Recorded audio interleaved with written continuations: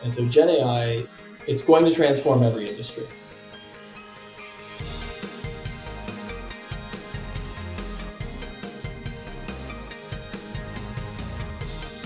Hello, and welcome to Housing Insiders, the podcast for founders, builders, lenders, and regulators, and anyone who believes that everyone should be well housed.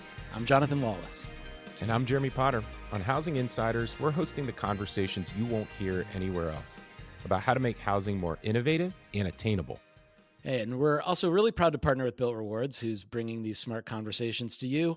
Of course, if you have an idea for a guest or a show or topic or have an interest in sponsoring an episode, please email us at podcast@thehousinginsiders.com. And if you like the show, please review and share, spread the word so that we can keep making episodes like this one and bring more of them to you. Awesome. So we have an amazing guest today, Jared Stasik, who's a partner at Detroit Venture Partners. Jared, as he was telling me, has been with DVP for almost 13 years. And DVP, if you don't know, is the venture investing arm of Dan Gilbert's family office. Dan Gilbert, the founder of Quicken Loans, Rocket Mortgage, the owner of the Cleveland Cavaliers, co-founder of Cavs. All, primary force behind Detroit's revitalization. By the way, the Cavs are undefeated right now as of this recording. So hopefully by the time it airs, they'll continue to be undefeated. But anyway. Noted. Anyway, okay. So some of DVP's investments have included some names that you're going to be well aware of. Finicity, acquired by MasterCard. Vroom. We'll discuss a lot of others today. DVP makes investments across a variety of focus areas that we're going to talk about that have been really germane to what we're doing here on the show. Mortgage, fintech, across all geographic areas, Detroit, Cleveland. Jared's a proud alum of Michigan, Cal Berkeley. Jared, super excited to have you on today's show. Thank you. Really excited to be here. Thanks, guys, for the invites. I'm very proud to be a Michigan alum, go blue, and a Berkeley alum, also go blue. So I picked two big, public, amazing blue schools. This is my theme. Right on. You're an investor in startups. You're connected to Dan, as we were just saying. You're also connected to the Rocket universe as a result. Can you tell us a little what that means day to day? Are you looking at new companies every single day? How do you approach your work at DVP? Yeah, great question. I guess just to give a little context on Detroit Venture Partners. So we are, as you mentioned, the venture capital team in Dan Gilbert's family office. There's other parts of the family office as well that does later stage investing and philanthropy. We're focused on venture capital. And for us, venture, usually we're writing checks somewhere in the $500,000 up to maybe like $3 million range. So fairly early stage startups. We're based in Detroit. When we started here in 20, I started in 2011. Our sole focus is really Detroit. And we were investing in startups, really trying to get the Detroit startup ecosystem kind of off the ground. Over the last several years, we've broadened a little bit. We're still really focused on Detroit. It's kind of this doing well and doing good at the same time attitude. We feel like you can invest in great companies here that are going to lift up the city. But we also will invest outside Detroit. We'll invest in Cleveland, another kind of our sister city. John, I'll tee that one up for you. Appreciate that. And then we'll invest outside Detroit, Cleveland, really when there's a strategic focus for us. So, sometimes it has to do with mortgage, fintech more broadly. Sometimes it's sports, given Dan's ownership in the Cavaliers. So, we'll invest in a lot of different areas outside of Detroit and Cleveland as well. But usually, for us, the thing is there's got to be some special angle, some kind of access that we believe that we have that's unique that we bring to a deal that other investors might not. So that's kind of the DVP thesis in a nutshell. So, what does that look like on a day-to-day basis? Yeah, we're talking to companies pretty much every day. I don't know an exact number, but several hundred every year, and we'll probably make 5 to 10 investments or so a year. So, a lot of those investment opportunities are in and around mortgage and around fintech. And obviously, we get a lot of inbound stuff for people who know who Dan is and know that we're in this space and view us as kind of leaders in the mortgage industry. That's a pretty amazing number of companies that you get to see. Although tough to make that decision. Of course, a lot of pressure to perform well when you do make those, 5 to 10 checks that you're writing every year. Can you talk a little bit more about the thesis? I mean, like obviously overlap with some of the other Rocket type of businesses or so, with the Cavs, I love hearing that, is going to be a big part of it. But how do you think about sort of the thesis of who to invest in? Are you a guy who believes it's the right founder? What's kind of your real approach to finding the right companies? Yeah, at this stage, it really has more to do with the founder than anything. And not just the founder, I would say the founding team. To be a founder by yourself is it's a really tough thing to do in an early stage startup. So we really look at solid founding teams that might have multiple co-founders who really complement each other. That is far and away number one when you're investing at this early stage in a company. Because typically the idea that the founding team has initially is not what they end up building. They'll start building something in that space. They'll get feedback from customers. They'll get feedback from, as they just kind of get further down the process, and they'll, I wouldn't say necessarily pivot, but make, small shifts in direction and, listening to their customers, figure out that they're going to end up building something else. So if you're over-indexing on a certain product or a certain solution at that stage, often that's not even the thing that ends up being built. So definitely the team. And then secondly, I would say the market opportunity has to be really big. For venture outcomes really need to have 10, 100x type multiple opportunities. If you're looking to double your money, you really can't build a great venture portfolio just because the risk of losing on any given investment is higher than the risk of gaining money on any given investment. So you really have to sort of underwrite these opportunities to much larger outcomes. It makes it tough because you need to be able to envision what could a really large outcome look like here. What could happen if things go right?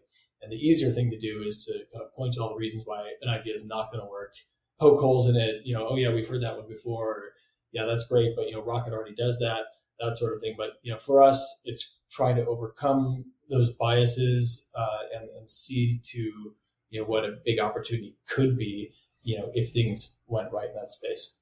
And then once you've made that decision and you've identified a founder and a team that you want to work with, you write the check. Can you talk a little bit about your same approach, best practices, what lessons learned in how you engage with that team as an investor? Is it just depend totally on the type of founding team, or do you have some standard ways that you go about thinking about that?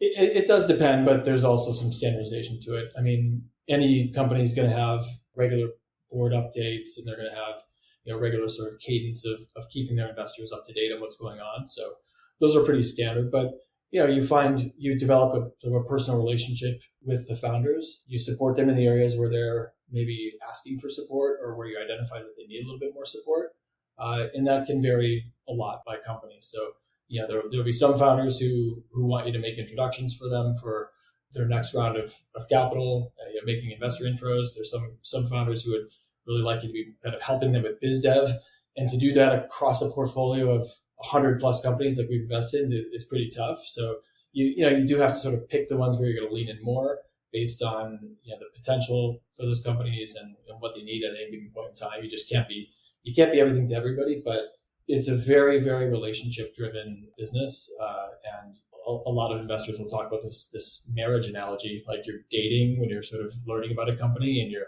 doing diligence and you give them a term sheet and you're engaged, and then suddenly you're married, and then hopefully at the end of a marriage you have some great outcome, and I guess strangely you sort of part ways at that point. But this is my new marriage strategy. I'm going to marry 200 yeah people. Yeah, exactly. It's not a perfect analogy at all, but I think the point of it is that you're sort of with each other through thick and thin, and you're helping founders in whatever way that they need help. I mean, what a fascinating challenge. I'm actually curious. So something Jeremy and I talk a lot about, and I'm curious if, where you sit at DVP, it changes this challenge, but in housing, maybe more particularly with things that have to do with property development, but I think across the board, there's a long cycle to adoption. I suspect that's because it's an industry that's a bit allergic to change, whether or not you're coming to realtors or lenders or others. It just takes a lot of time and piloting and practicing and getting people to understand it and distribution to really get to a point where you could realize a 100x return type of thing. How do you think about that? Is what's your timeline? What do you expect to see? How well do you feel like that blends with people trying to do things in housing? It's a really good point. Typical venture fund, and I'll speak to ours in a second, but a typical venture fund is, a 10-year fund life, and they're probably deploying most of the capital into new companies in the first, 3 or 4 years, and then they'll reserve some capital for follow-on investments into those companies over the next, few years, and then the expectation is that you're returning meaningful amounts of capital back to your investors and those who invested in your fund, by year 10, and then kind of extend, a few years past that. But there is sort of a typical 10-year fund life. For us, we are Dan Gilbert's his family office, so we don't have outside investors that sort of require that time pressure. I think it gives us a little bit more ability to be a patient capital partner, which is one of the advantages that we would have over, if you're taking money from a VC that's got institutional LPs.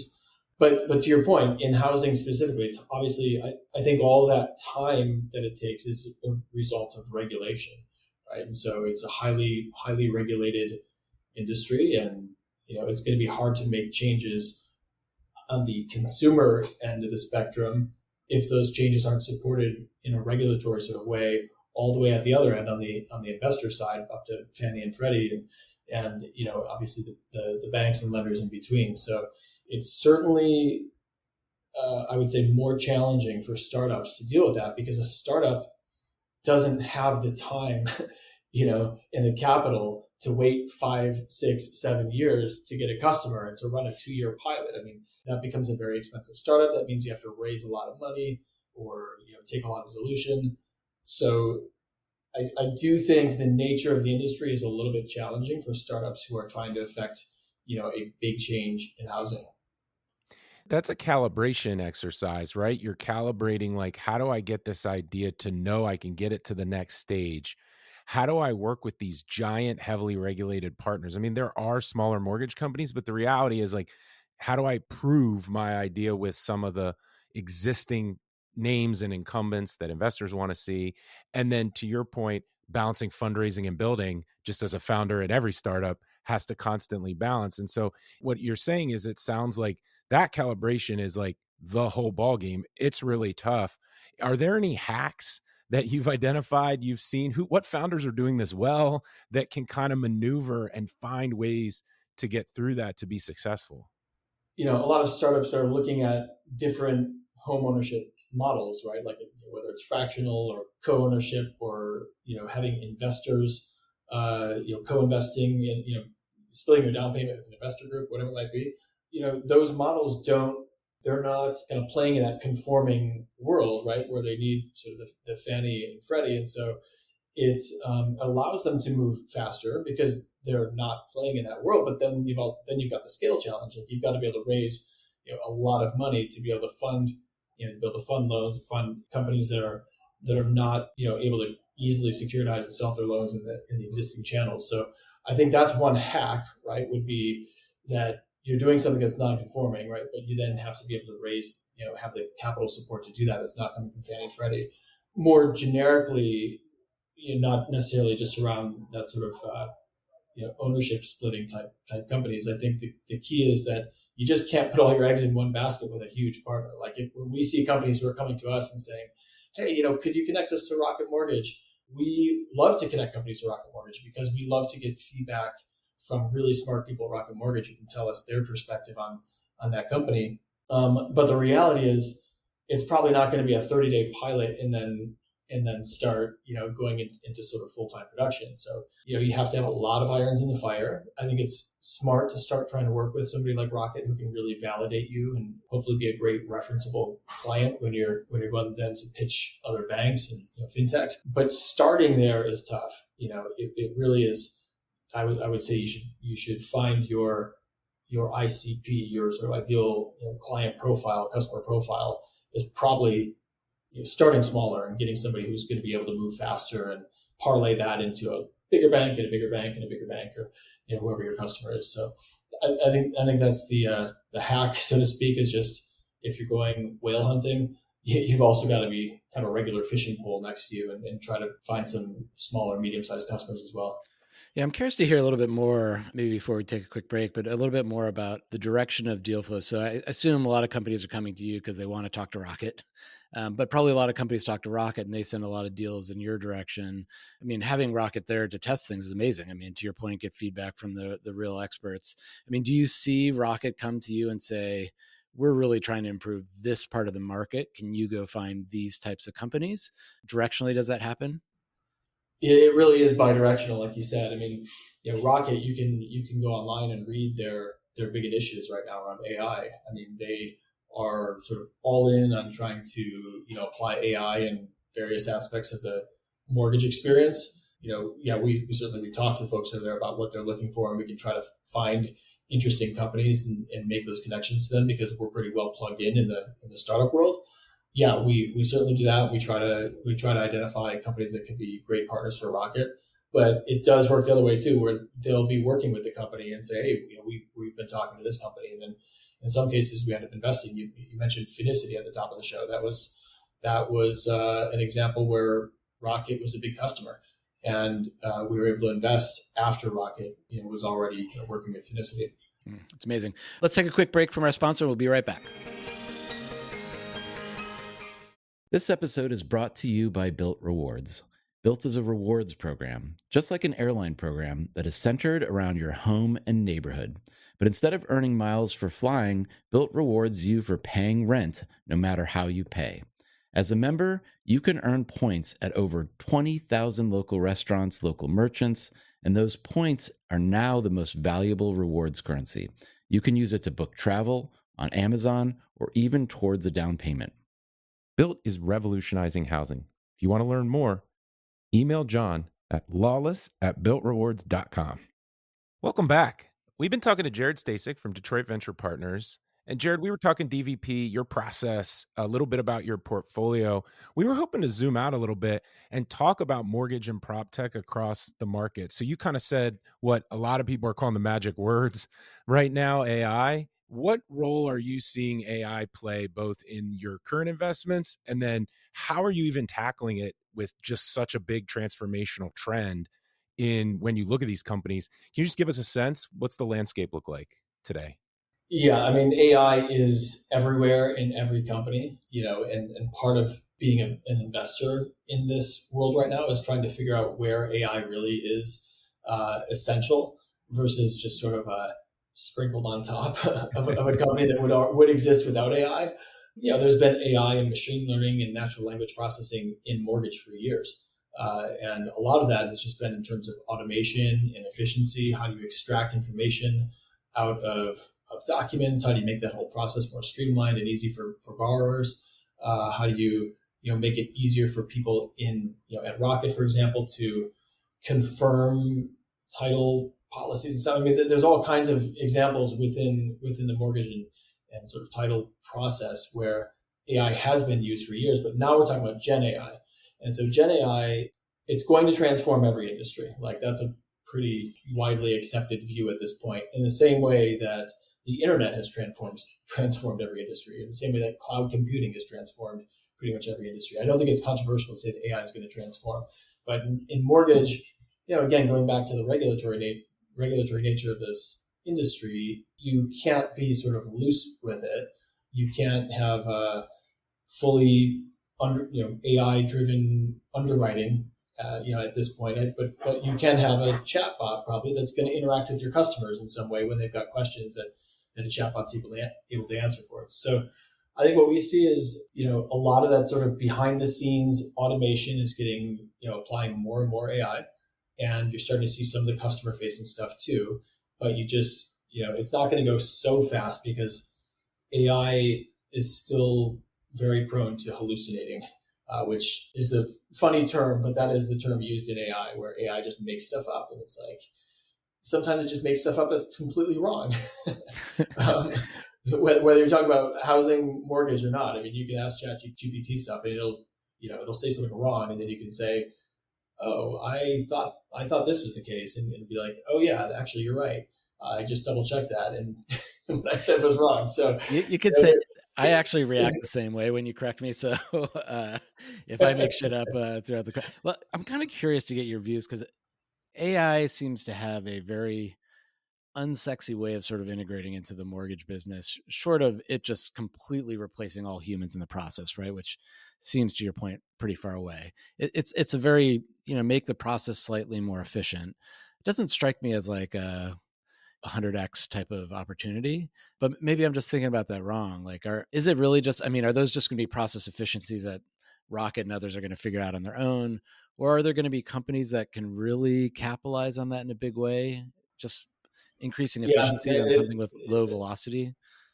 it's a great question. I do think it's going to be a lot of internal sort of process efficiency stuff first. I think if we look 2-3 years from now, AI will be in a lot more aspects of the organization than just operational efficiency, and so you might see a lot more applications a couple of years from now that seem to have much more kind of home run potential, and you can sort of fun just to think about ways that AI could be involved more at the customer facing point of view, even to the realtor and looking at homes, and versus on the back office in a mortgage company.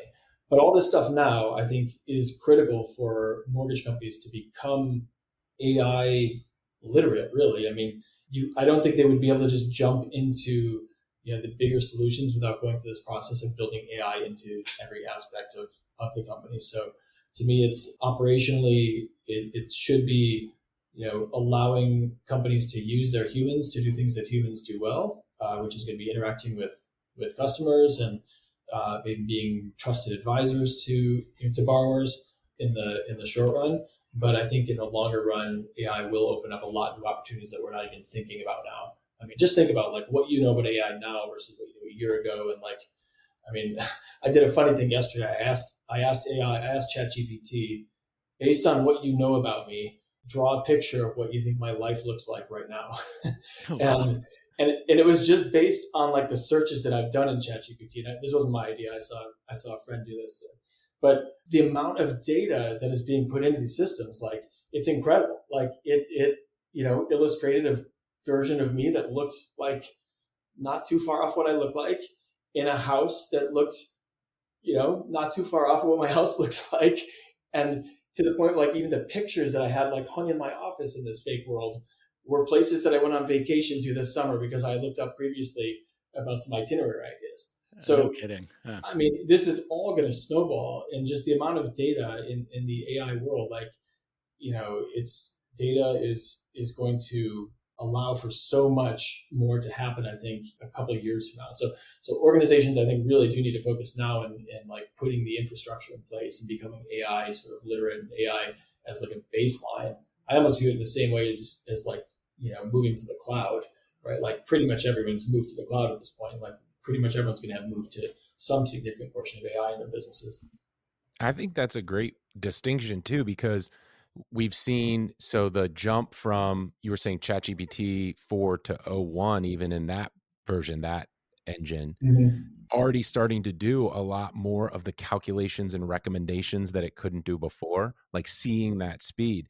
And one of the things I've been really bullish on is I think technology is really good for the, did you mean this? Did you think about this? Have you considered these other options? Like bringing in that broader aperture, that broader perspective. So in like a weird little quirk, the thing about Google search at the beginning that I always liked was like, did you actually mean this? It's like, oh yeah, I actually did mean that. Like, show me that instead. Yeah. I think in mortgage companies in particular, in like amortization schedules, product and pricing, it's a really strong application to simply give your team, give your platform the did you mean, have you considered, so that nothing's left Yeah. out. To John's point, that's not 100x, but that is definitely an incremental progress that saves a bunch of time and money. Yep. Yep. And it's such a massive industry. When you're dealing with companies the size of Rocket or other large lenders out there, like moving the needle a percent or two, I mean, obviously it can be huge. So yeah, I think there's a ton of great opportunities out there. And we've invested in a handful of companies in the mortgage space. But I would say because we have folks at Rocket who can kind of give us their opinion, and we've been around it close enough to form our own opinions, like we're probably tougher critics on a lot of mortgage tech companies than what a VC is who doesn't focus in the space. I mean, your point about 1% to 2% savings across a million transactions is going to make a huge difference. It's going to be hugely valuable. I mean, but at the end of the day, you're either trying to squeeze costs out of the process, which is largely going to mean staff, or you're going to try to increase sales, which honestly, I think of lending as more of a marketing activity than anything. So, you don't have any control over the velocity of the market. You just got to win share over the other players. So it's curious to think about how AI really does that. But I mean, let's put AI aside for just a second, because I know that that is certainly dominating the conversation in the VC space. But is there any other area that right now you're sort of really interested in or focused on, or that people are asking you to be focused on, just out of curiosity? I mean, I think the big problem, if you zoom out and just what are the problems across housing, and probably number one, most people think is affordability. And so how do we address affordability? And this is something I've been thinking about a lot. Again, there's the companies that we talked about a few minutes ago with different forms of ownership, and ultimately the affordability challenges to me feel like they're going to be tough for startups to address in a lot of ways. Like, it does feel like the supply side of it, housing supply, is going to be tough for startups to address. We've seen a number of like kind of new modular home building companies, and those are just like capital intensive businesses that it's probably not going to be a $500,000 check going into a software company that's going to do that. Not to say that we and others couldn't invest in bigger, more capital intensive businesses, but I just think it's those types of challenges are a little bit tougher for the startup world to be providing solutions for. And I think it's obviously there's a lot more policy and structural stuff that has to happen around housing for that to be met. So anyway, then flipping back to affordability, we are looking at a lot of, we do see a lot of companies that are thinking about different ways to split ownership and to help save. So use matching funds from various pools of capital that are out there for first-time home buyers and stuff like that. So I would say that's an area that we see. We haven't made any big bets in that space yet, but it's such a huge problem that's worth solving. We'll continue to see a lot of companies, I hope. Yeah, we had Landy Liu from Foyer on the podcast, and so that episode, you can go find that episode. We'll look forward to talking to more people in that space because it is such a dramatic problem, and I know the supply crisis continues to be a crisis in many ways. The idea that you can get new and different ways of getting in the game, I think, is an area that John and I are very interested in. So we expect to keep on that as well. Companies like that, it's how do they get in front of customers? How do you educate borrowers, whether you're a first-time home buyer or not? How do you educate them what these different programs are, and how do you do that in a way that's affordable? I mean, I think you're going to have to work with partners like Rocket and other big lenders to help kind of get your product in front of their potential customer base. But yeah, I mean, the fact that affordability, I think, is probably going to be solved more on the supply side doesn't mean that startups should be sitting back and like not trying to address the issue. I think there's a lot of innovation that can happen, but I think it's sort of both sides have to be hit. Yeah, I'm into that. I want to go back to something you said earlier, which I thought was really fascinating, is that you do try to invest in companies that are local, Detroit or Cleveland. I love this idea of bringing startups to the Midwest. In fact, something Jeremy and I talk a lot about as a solution to the supply issue, which is bring people to places where it's much easier to build housing, or there is available housing. And there's a lot of houses already, right? Exactly. Yeah. Welcome to Detroit. I'm just kind of curious, do you find a lot of open, or are you finding people in Detroit, or are you finding people that might want to come to Detroit? Yeah. Like, how successful has that been? It's been really successful for us. I mean, again, we started Detroit Venture Partners with this idea of helping, to build a startup and venture ecosystem here in Detroit. And not just us, there's several others who are investing here as well.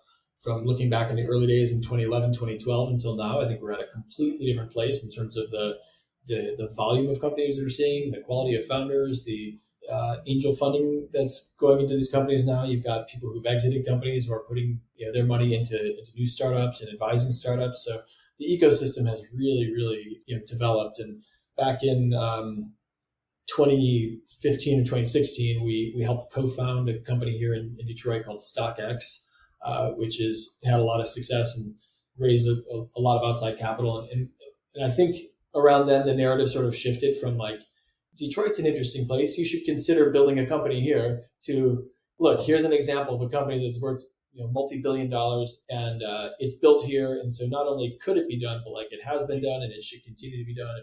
And we can attract more great founders here to do the same. Early on, I was concerned that when we started investing companies, we'd maybe put in, a seed round or pre-seed round.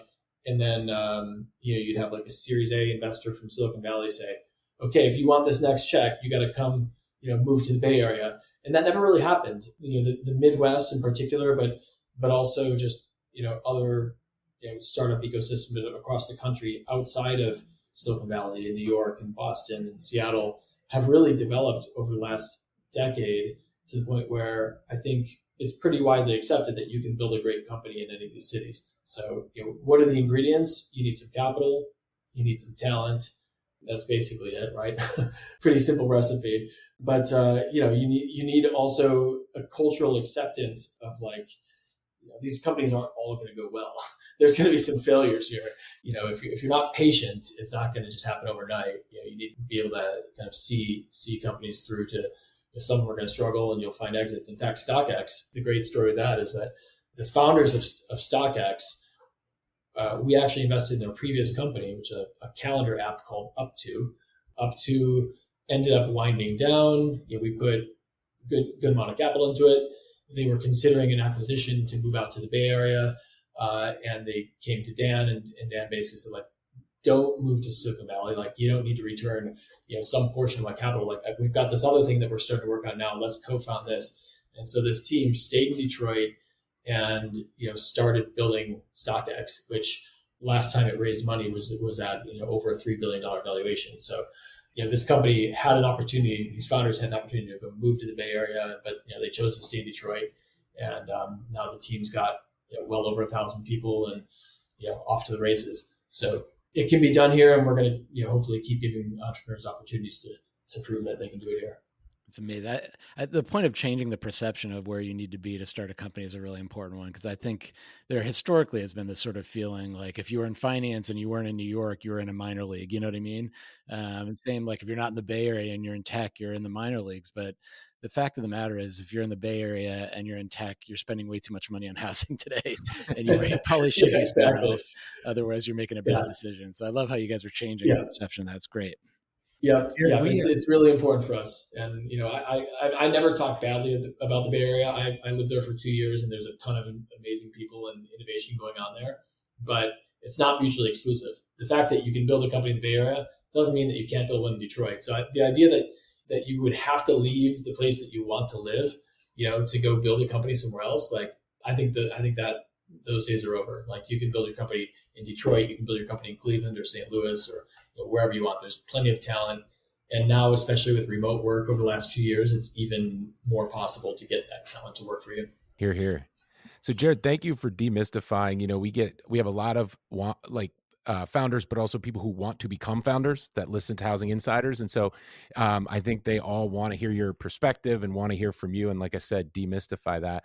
We like to have a fun final question for you. And our fun final question today is, if you were starting a company, so we're flipping the script on you, we're making you the founder, what is it that you would focus on? What is a big problem that you think needs to be solved if you had the chance, or if you were, I'll let you off the hook a little bit, if you were making the recommendation to want to be founders out there?